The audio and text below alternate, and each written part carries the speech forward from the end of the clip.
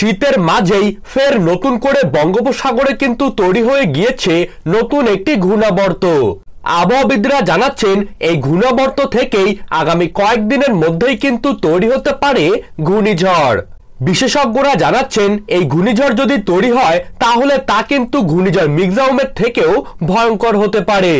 বর্তমানে উত্তরে কিন্তু অবস্থান করছে একটি সক্রিয় পশ্চিমী ঝঞ্ঝা এবং অপরদিকে দক্ষিণ বঙ্গোপসাগরে রয়েছে ঘূর্ণাবর্ত। এই দুইয়ের প্রভাবে বাংলায় কিন্তু শীতের আমেজ রীতিমতো উধাও হয়ে গিয়েছে।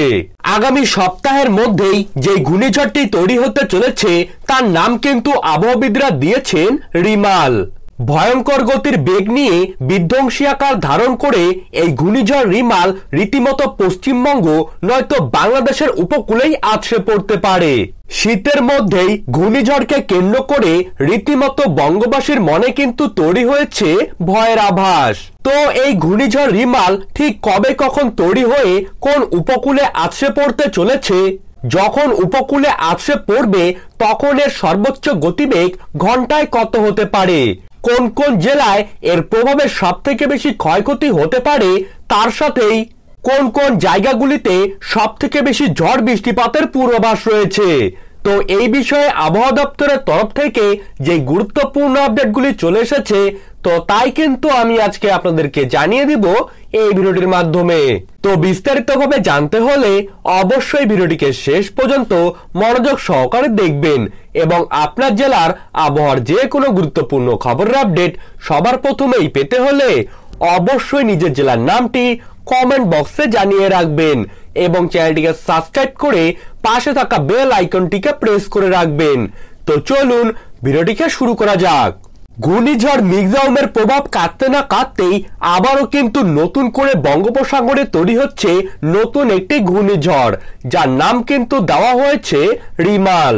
আগের ঘূর্ণিঝড়টি অন্ধ্রপ্রদেশের উপকূলে আছড়ে পড়লেও নতুন যে ঘূর্ণিঝড়টি তৈরি হতে চলেছে তা কিন্তু বাংলার উপকূলের দিকেই ধেয়ে আসতে পারে, আর তাই কিন্তু জানাচ্ছেন আবহাওয়াবিদরা।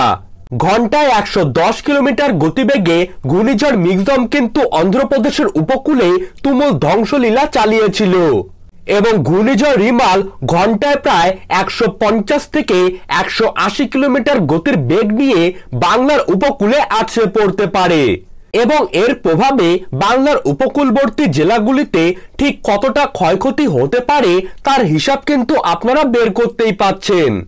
উড়িষ্যা, পশ্চিমবঙ্গ, বাংলাদেশ নয়তো মিয়ানমারের উপকূলে এই ঘূর্ণিঝড় কিন্তু ল্যান্ডফল করতে পারে। যেখানে ল্যান্ডফল করুক না কেন এর প্রভাবে কিন্তু পশ্চিমবঙ্গ ও বাংলাদেশের জেলাগুলিতে সব থেকে বেশি বৃষ্টিপাত হওয়ার সম্ভাবনা রয়েছে।